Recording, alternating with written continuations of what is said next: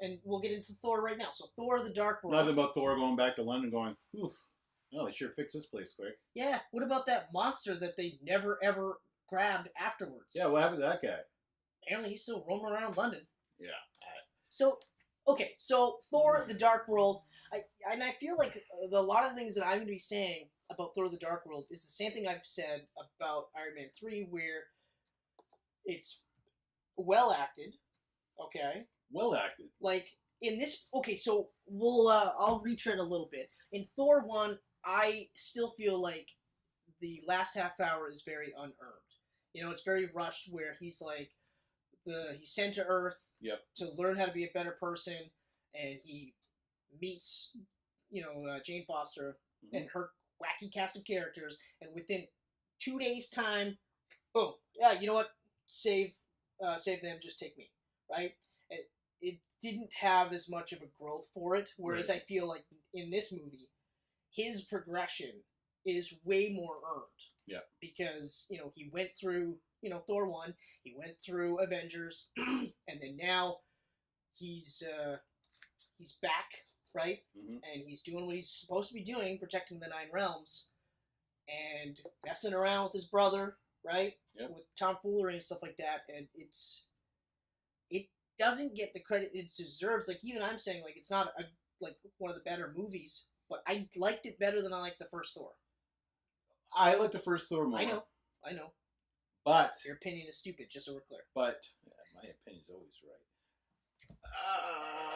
Here's the thing about the first Thor and the Dark World, though.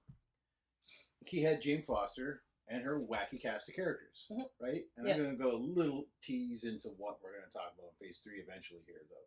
Yeah. Those wacky cast of characters spread out the goofiness. Yes. Ragnarok got rid of all of this cast. Can I just say really quickly, I didn't like how they really maximized the weirdness of Eric Selvig. Yeah, he was very weird. They made, it started off kind of funny, and then by the end of the movie, I was like, okay. You're weird, dude. All right, let's let it slide. And then, of course, in Avengers 2, nothing. We don't hear about it ever again. Remember that time when you ran around in your underwear? We don't talk about that. Well, he's not in the second one. He's in the first. No, he's in Avengers 2. Is he in the second too? He helps Thor find the cave. That pool where he has he's got that little appearance. Yeah, but we'll backtrack. So, yeah, you're right. With Ragnarok. We'll talk more about Ragnarok when we get to Ragnarok. But all of those goofiness went straight into Thor. With a side order of Tony Stark. Thor's just a college jockey goof nut. Just that douchebag jock. And not the one that you were like, yeah, he can kind of be a little bit of a dick sometimes, but he's generally a nice guy. It's full on like The Rock, from WWF back in the day. You really look at it, he's not a good dude. No. You're laughing, but he's total prick, making fun of everybody. When he doesn't get his way, he turns into a little bitch. Yep. It's just... It was jarring because, like I'm saying, for the same reasons that I'm saying, like, the Thor in Thor 2, I felt was a better version of him. And even in Age of Ultron, you're getting this guy who's like, I was kind of a douchebag, I was that jock everybody loved, but for the wrong reasons. Well, now I'm more like Captain America, or I'm more like all these people I'm surrounding myself with. I care about Midgard, I care about the Nine Realms, I care about all these people, I don't want anyone to get hurt, and then to do a 180, where, Yeah, well, like Age of Ultron, well, we're going to get to it, but there's that whole side story with Thor and everything with the pool, and, and, it's a very serious matter. Yeah. Like, he's taking this stuff seriously. Exactly. Which is Thor. That is Thor. Yeah.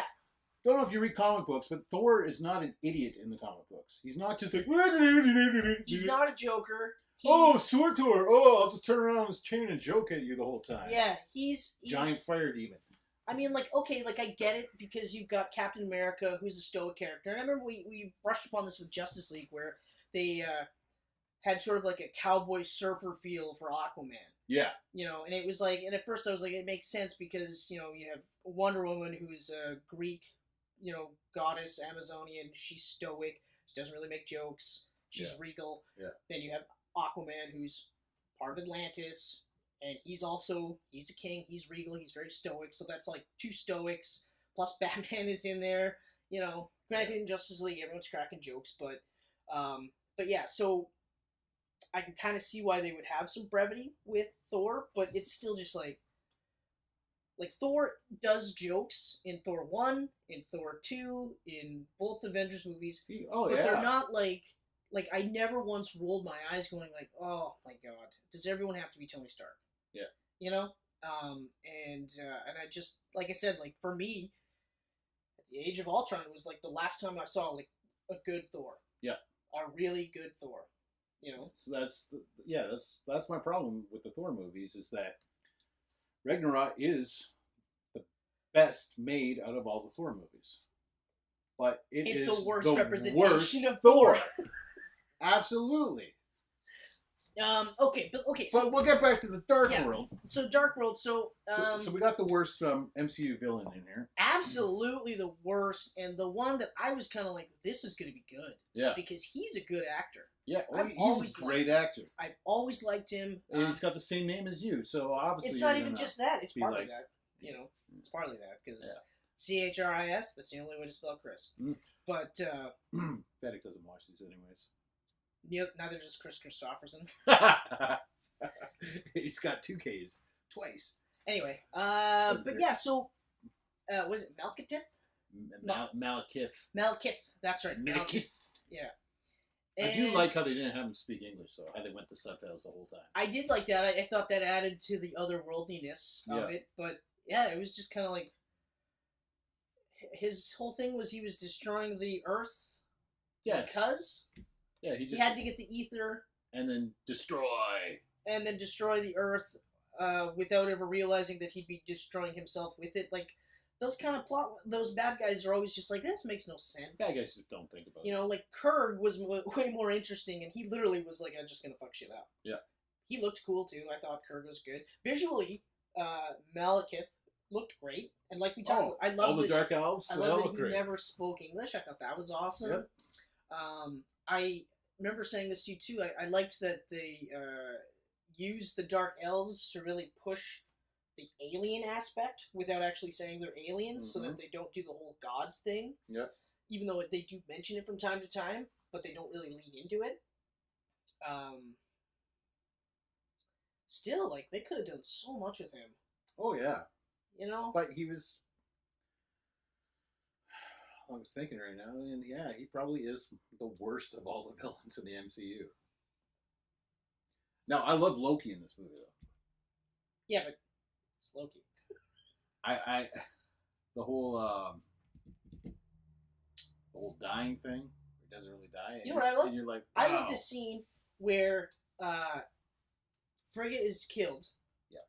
And Thor goes to talk to Loki, and it's like everything looks like it's fine, everything's great and normal, and then he's like, I can't remember what he says, but he knows that it's not true, and then they show the real thing, and he's like barefoot, he's disheveled, he's crushed, you know, because this was really the only person that made him feel like he belonged in this family. Thor didn't, his own father, or Odin didn't, you know what I mean? And I was just like, man, that was so good, and like, there's a reason why there's so much fandom over Loki, and that's why they didn't put him in Avengers 2, because they were like, you're going to overshadow everybody in this movie, again. because he is so good, and like, you really, there are times where you're like, fuck, he's such a prick, and then there's other times where you're just like, but I love him. Yeah. You know? The dying, I thought was great. Which is why he's going to be the first to fall in Infinity War. He has to. I really hate to say it, but he absolutely has to be the guy that dies first. Yeah. You know? And it really doesn't matter how they do it. If they do it saving somebody, great. If they do it where he just overstayed his welcome, Thanos no longer needs him. Yep. Great. Either way, he has to go. Maybe have Thor pick up his body and be like, hey, look, Thanos, I'm still alive! Yeah, do a little marionette thing, like, no, I'm still good to go. Thanos is literally like, are you retarded? I know that's not Loki. No, right, I guess I'll kill you both then. You know, the special effects I thought were really good. Yeah. It's a great main movie. Even giving like Jane Foster more stuff to do instead of just being. I really like that whole the whole warehouse scene with the gravity and shit, and the portals, and everything. Like, it was very super cool. Very cool. Yeah, like, it's just another one of those. But this is the one, like, I didn't realize there was really no stakes that happened in Iron Man 3 until later on. But Thor was one of the first ones where I was just like, okay, so this movie happened, but it didn't affect the movies at all. You know, like, whatsoever. It didn't have to happen. Agents of S.H.I.E.L.D. touched on it. Oh, okay. Okay. They did touch on it. And that's what I really liked about Agents of S.H.I.E.L.D. at first, was how they were kind of like, it was the thing that wrapped up the movies. Oh, like okay. Eventually, like season 2 or 3. Companion piece. Yeah, later on it went on its own and did its own thing. It would have had to, though. Can't just be the thing, you know. But, so I don't really have anything else to say about Dark World. It is, let's look at Phase 2. It is the worst movie in Phase 2. It is, yeah. Like, I mean, everyone's better in their roles. Yes. Like, everyone. Sif's better. Like, I liked that Sif was... I love Sif. The fact that she wasn't in Ragnarok really pisses me off. Spoilers! Yeah. I mean, I know she has a TV show. The actress, Jamie Alexander, has a TV show. She's probably busy and everything. But at least mention her. I know. Like, just at least, give me a reason to go, okay, well, at least they said that's why she's not there. Like, on the ship taking off or something. Like, well, good thing Sif was on Earth or something. Yeah. Anything. Hey, Midgard. She's on Midgard right now. Yeah, she's fine. Anything. But whatever. Okay, I'm dumb. We'll get to Ragnarok. And oh, man. Okay. Sure thing. Like, I mean, overall, better than the first. Right. Not by a huge leap, just so we're clear. Like, it's not like it blows it out of the water. It's just, if I had a choice between the two to watch, I'd watch The Dark World. Right. Because you don't know what the fuck you're talking about. No, I mean, like, I do. And 30 of our subscribers agree. But I win a car. I don't know, actually, if they think I know what I'm talking about.